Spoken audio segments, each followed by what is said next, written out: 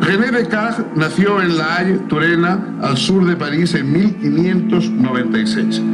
Su obra marcó el punto de inflexión entre el pensamiento medieval y renacentista y el propiamente moderno. Rechazó el principio de autoridad y puso a su propia razón como juez de toda opinión, instaurando la subjetividad europea moderna. Buscó la certeza más que la verdad y estableció un método para conseguirla. Abrió así el horizonte sobre el que se desarrollaría a partir de ese momento el pensamiento científico.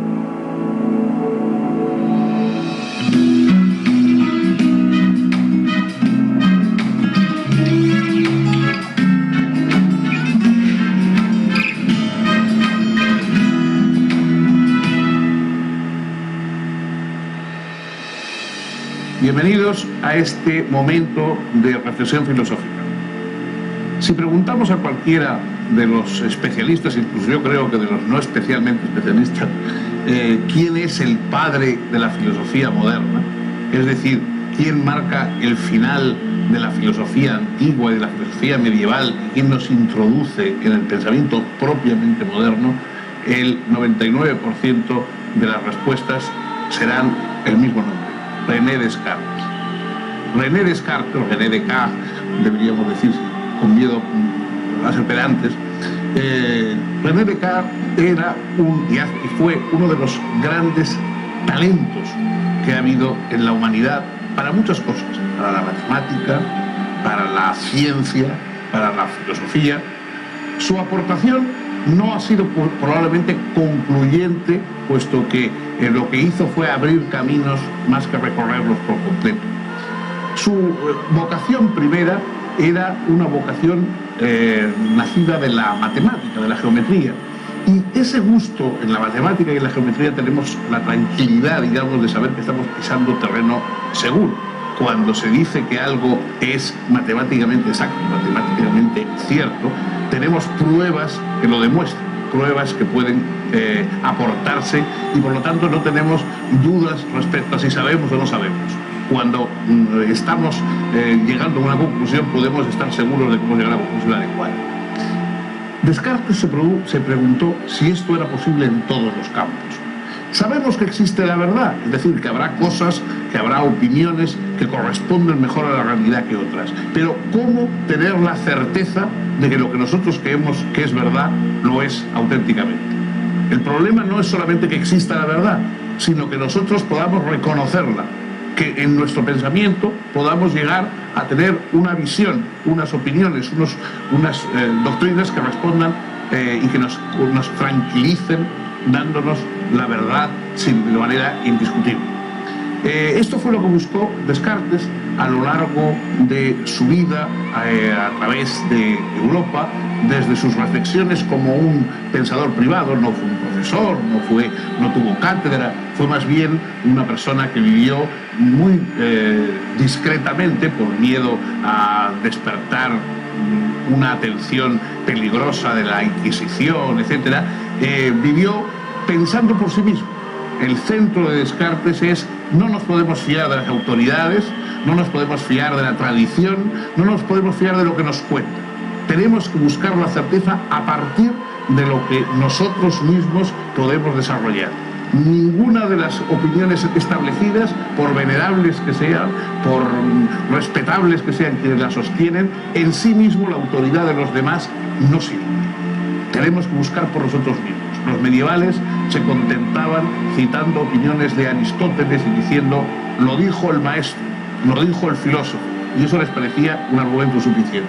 Descartes, inaugurando la época moderna, dice: no basta la autoridad, no basta la tradición, hace falta que a partir de mi propio pensamiento yo llegue a descubrir la certeza. René Descartes nació en 1596 al sur de París, en la pequeña ciudad de La Haye, sobre el límite de las provincias francesas de Turena y Poitou, y falleció en febrero de 1650. Provenía de una familia noble y acomodada. Su padre era consejero en el Parlamento de Rennes y trató de dar a su hijo una esmerada educación. El joven René ingresó como pupilo en 1604 en el recientemente fundado Colegio de la Flèche, que bajo la dirección de los jesuitas era ya uno de los más célebres y prestigiosos de Francia. Permaneció allí hasta 1612, destacándose en los últimos años en lógica, filosofía y matemáticas. Continuó luego sus estudios en Poitiers, donde estudió leyes y obtuvo su licenciatura en Derecho en 1616. Pero en vez de seguir los pasos de su padre, decidió probar fortuna en la carrera militar para conocer el mundo. Aprovechando que Mauricio de Nassau había firmado una tregua por 12 años con España, se alistó como voluntario en su ejército. Fue asignado a un regimiento acantonado en Breda, donde realizó trabajos de ingeniería militar y se vinculó con intelectuales del lugar, entre ellos el médico, físico y matemático Isaac Beckman, quien lo animó a dedicarse a las ciencias. En esos tiempos, Descartes, en sus ratos libres, compuso un tratado sobre la música, Compendium Musicae, que solo sería conocido póstumamente. También de esta época datan las primeras reflexiones que lo conducirían finalmente a su original filosofía. Al quedar libre de sus obligaciones militares, se dedicó a viajar a través de Alemania y más tarde se alistó en el ejército de Maximiliano de Baviera. Su regimiento estuvo acantonado a orillas del Danubio y luego fue movilizado a Bohemia y Hungría. Finalmente, en noviembre de 1620, cerca de Praga, el ejército de Maximiliano fue dispersado por los checos. Era el comienzo de la Guerra de los 30 años. Descartes logró huir sin ser herido y regresó a Francia. Su padre había fallecido, dejándole sus tierras y demás posesiones en herencia. Liquidó entonces su patrimonio, aunque decidió conservar el título nobiliario de señor de Perron, que sería siempre su nombre oficial. Los años siguientes los dedicó a viajar por Italia y luego se instaló en París. Sin llegar a ser un hombre rico, su fortuna personal le garantizaba una vida cómoda e independiente. Por entonces, estableció una teoría de las tangentes que le dio fama de gran matemático y le ganó el respeto de los más grandes intelectos de la época. Descartes quería profundizar sus estudios y elaborar su filosofía, pero la capital francesa ofrecía demasiadas distracciones a un aristócrata joven, soltero y acomodado. Por eso decidió, en 1628, retirarse a la pequeña ciudad de Frisia, en Holanda. Al llegar a Holanda, Descartes ya había compuesto su obra Reglas para la dirección del espíritu, que sería publicada póstumamente. En ese texto planteaba la necesidad de analizar nuestros modos de conocer, exponía que la inteligencia lleva en sí las mismas ideas que le son innatas y juzgaba que la metafísica debía preceder en el orden del saber a la física y esta a la mecánica, la medicina y la moral. La filosofía moderna, por medio de Descartes, aparece con un propósito aparentemente modesto. ¿Cuál es el camino que se puede seguir para llegar a los conocimientos y a la verdad?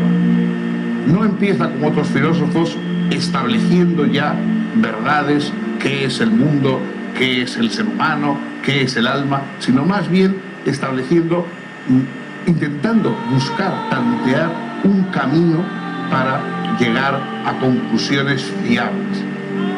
Eso, el camino, métodos, la palabra griega, métodos, método, es lo que quiere decir es un camino. Y entonces Descartes lo primero que hace es buscar un camino para encontrar ideas que nos resulten claras y distintas.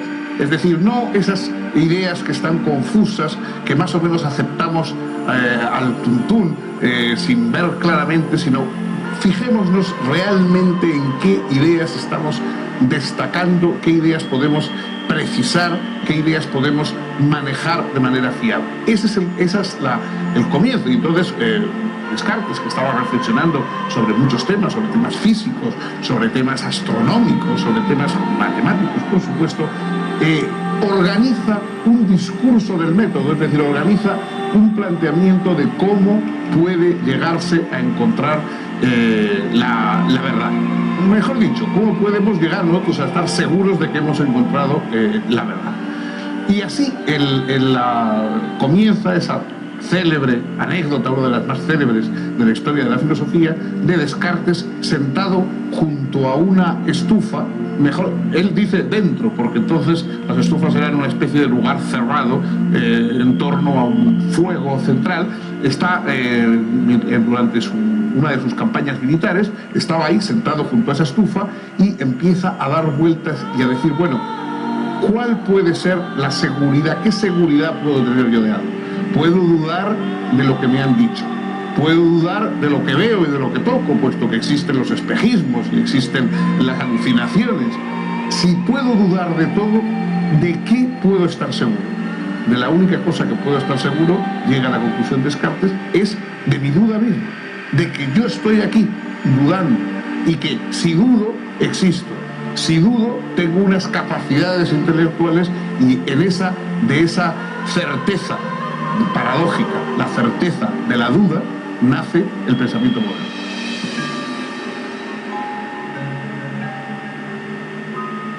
En 1630 Descartes se instaló en Ámsterdam.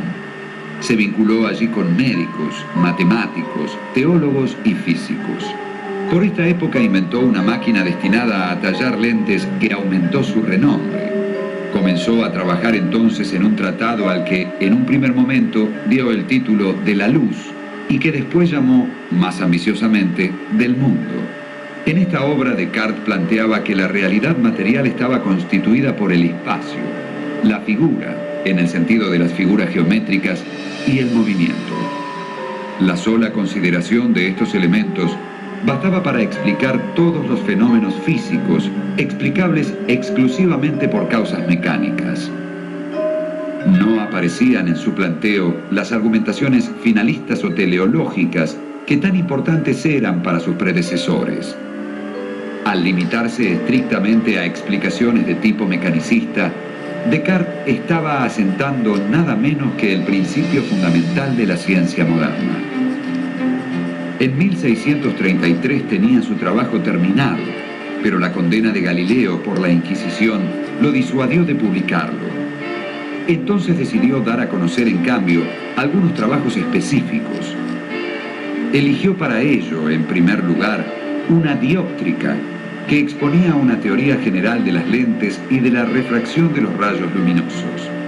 Agregó a este texto, en segundo término, un tratado que, bajo el nombre de Meteoros, se ocupaba de diversos fenómenos tales como las lluvias, los vientos y tempestades, los cometas, el arco iris, las mareas y los parhelios o falsos soles. Estos dos tratados eran bastante breves, y Descartes decidió agregarles, en tercer lugar, una geometría que redactó en solo algunas semanas.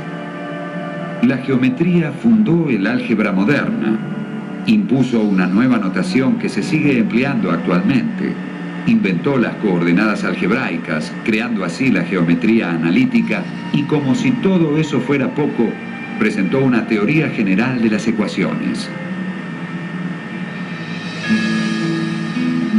Mientras se estaban imprimiendo los tres tratados, en 1637, Descartes reparó en que el libro así constituido carecía de unidad y redactó entonces rápidamente un escrito a modo de prefacio.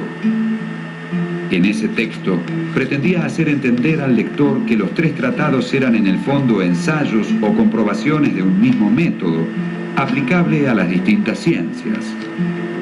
El título del prefacio fue Discurso del método para bien dirigir la razón y buscar la verdad en las ciencias. A la posteridad, ese prefacio hizo olvidar el libro. Hoy se lo considera con justicia uno de los escritos más originales de la civilización europea. El discurso del método constaba de 6 partes, la primera de las cuales presenta una especie de autobiografía intelectual. Consta allí la decisión de seguir un método que impida a la razón todo extravío. En la segunda parte, expone dicho método, que se resume en 4 reglas. La primera es la de no aceptar nada que no fuese evidente a la propia razón. La segunda, de 6 partes, la primera de las cuales presenta una especie de autobiografía intelectual. Consta allí la decisión de seguir un método que impida a la razón todo extravío. En la segunda parte, expone dicho método, que se resume en 4 reglas. La primera es la de no aceptar nada que no fuese evidente a la propia razón. La segunda, la de dividir cada problema en tantas partes como se pudiese. La tercera, la de pensar ordenadamente de lo más simple a lo más complejo. La cuarta regla, finalmente, la de hacer revisiones exhaustivas para verificar que nada fuese olvidado. En la tercera parte, propone una especie de moral provisional que consiste en obedecer las leyes y costumbres del lugar en que se encuentre, ser firme y constante en sus acciones una vez que adoptó una decisión, seguir resueltamente las ideas que su mente adopte hasta que su método las ponga a prueba, modificar sus propios deseos antes que tratar de adaptar el orden del mundo a ellos y dedicar su vida al desarrollo de la razón y al progreso en la búsqueda de la verdad. Luego, en la cuarta parte, también busca un punto de inicio absolutamente indudable para su filosofía y lo encuentra en el pienso, luego existo. También desarrolla allí algunos planteos metafísicos propios. En la quinta y sexta parte del discurso, Descartes expone su física y establece un programa de investigaciones ulteriores. Uno de los pocos lemas que incluso los más profanos a la filosofía conocen es el famoso cogito ergo sum, es decir, pienso, luego soy, luego existo. El concepto de pienso en Descartes es muy amplio. No se refiere simplemente al pensar, nosotros llamamos normalmente pensamiento como pura reflexión, como búsqueda de un conocimiento. Pensar es toda la actividad mental que tiene un ser humano.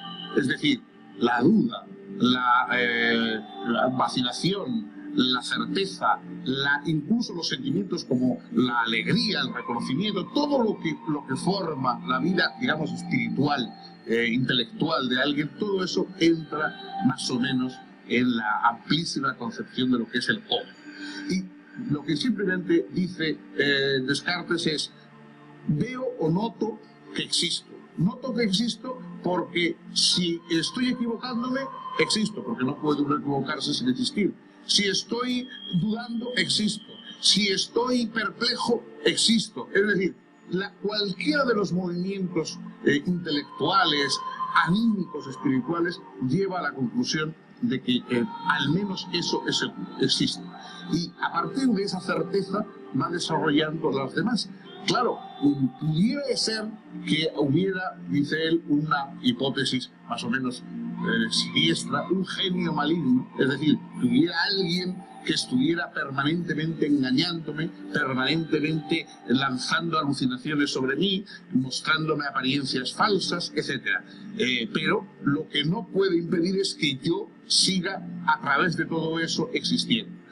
A partir de eso, Descartes va a sacar nada menos que la existencia, primero, de un Dios benévolo, que a él le parece que deriva de la propia realidad espiritual del ser humano, y a partir de ese Dios una serie de ideas claras y distintas que van a formar el conjunto de nuestro conocimiento. En Descartes hay una separación entre el espíritu y la materia. La materia es aquello a lo que el espíritu está destinado para conocer. Nuestro espíritu está destinado a conocer y a vivir dentro de la materia, pero es una realidad distinta. Hay una realidad totalmente separada entre ese mundo del espíritu donde está la certeza, el pensamiento, y el mundo de la materia, que es mecanismo, que es una bien tramada urdimbre de causas y efectos que el espíritu va a conocer y desde el exterior, digamos, va a reflexionar sobre él. En 1640 Descartes sufrió, según sus propias palabras, la pena más honda de su vida al morir su pequeña hija. La niña había nacido 5 años antes. De la madre, solo sabemos que se llamaba Helena y que había sido inicialmente sirvienta del filósofo, con quien de ahí en más convivió. Para superar su dolor, Descartes se refugió en el trabajo. Publicó así, en 1641, sus Meditaciones de Filosofía Primera, que conoció en los años siguientes varias reediciones ampliadas con objeciones de distintos filósofos y teólogos y las respuestas dadas a ellos por el autor. Por ejemplo, Arnaud objeta que la esencia del hombre es enteramente espiritual, de modo que nada corpóreo le pertenece. Obviamente, esto cuestiona la relación cartesiana del yo con el cuerpo. En general, las objeciones son muchas y variadas. Algunas vienen de puntos de vista espiritualistas y otras de perspectivas materialistas, y todas ellas resultan bastante complejas. En 1642 comenzaron a apreciarse las reacciones suscitadas por la filosofía cartesiana. El rector de la Universidad de Utrecht, Gisbert Boëthieu, lanzó formalmente la acusación de ateísmo, puesto que la teología cristiana estaba ausente de las preocupaciones del filósofo.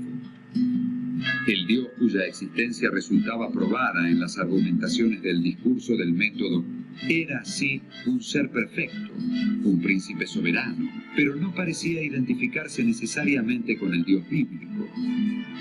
El Consejo de la Ciudad prohibió a los profesores enseñar la nueva filosofía, ante todo por oponerse a la antigua que enseñan, en su soberana sabiduría, las universidades del mundo entero, socavando sus cimientos. La circunstancia de que Descartes perteneciese a la nobleza francesa y los buenos oficios de la diplomacia de su patria impidieron que su vida se viese amenazada. No obstante, para Descartes comenzaba la época de las polémicas. En 1644, Descartes escribió los Principios de Filosofía, publicados inmediatamente, y en 1648 dos tratados, el Tratado del Hombre y el Tratado de la Formación del Feto, que serían editados conjuntamente recién en 1664, después de la muerte del filósofo. En 1649 publicó, acaso por insistencia de sus discípulos y amigos, Las Pasiones del Alma, que fue el último de los libros que hizo imprimir en vida. En septiembre de ese año, Descartes viajó a Suecia invitado por la reina Cristina, que deseaba que la instruyese en su filosofía. El rigor del invierno sueco fue fatal para el filósofo. A fines de enero de 1650 cayó enfermo y poco después falleció. Sus restos fueron llevados a París para ser enterrados en la iglesia Saint-Geneviève-du-Mont. El día del entierro, una orden de la más alta jerarquía eclesiástica prohibió que se pronunciara el previsto elogio fúnebre. Sus libros, a instancia de los jesuitas, fueron incluidos en el nefasto Index, y durante cierto tiempo fue crimen en Francia y otros países católicos declararse cartesiano.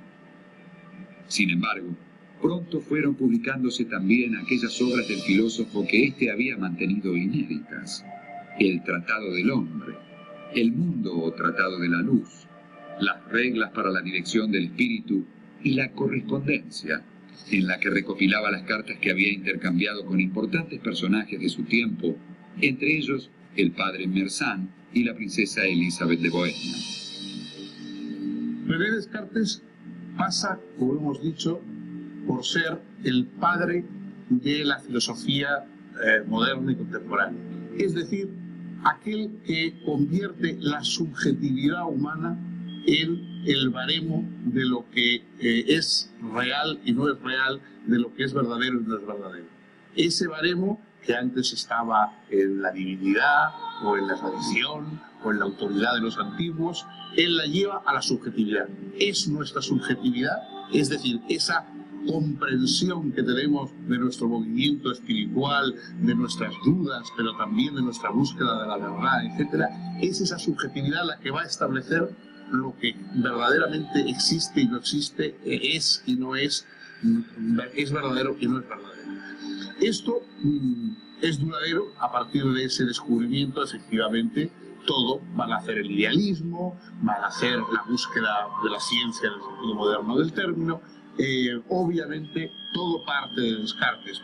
Probablemente la filosofía propiamente cartesiana, las meditaciones, incluso las aportaciones en torno al discurso del método, hoy nos suenan, no pueden sonarnos, pues, bueno, con su fecha determinada, ¿no? Las aportaciones matemáticas siguen válidas en muchos campos, otros ya no. Es decir, él pues, se equivocó en física, los torbellinos cartesianos, pues evidentemente no son las causas que hoy aceptamos, sino que es Newton el que va a tener razón frente a Descartes en casi todo. Como investigador del mundo de lo material, pues se equivocó en muchas ocasiones, incluso en el mundo de lo psicológico, cuando dice que el alma y el cuerpo se juntan por la glándula pineal. La glándula pineal, que es esa pequeña glándula que tenemos y que en aquel momento no se sabía para qué servía. Entonces, Descartes, como no se sabía para qué servía, supone que será el punto donde se juntan el alma y el cuerpo. Todo esto no es, digamos, no está operativo hoy, pero sí el planteamiento de la subjetividad humana como centro y como único referente del pensamiento. Esa aportación de Descartes y la derivación a partir de él de las múltiples consecuencias que tuvo ese descubrimiento, eso sigue absolutamente vigente y por lo tanto Descartes sigue siendo una referencia inexcusable del pensamiento moderno.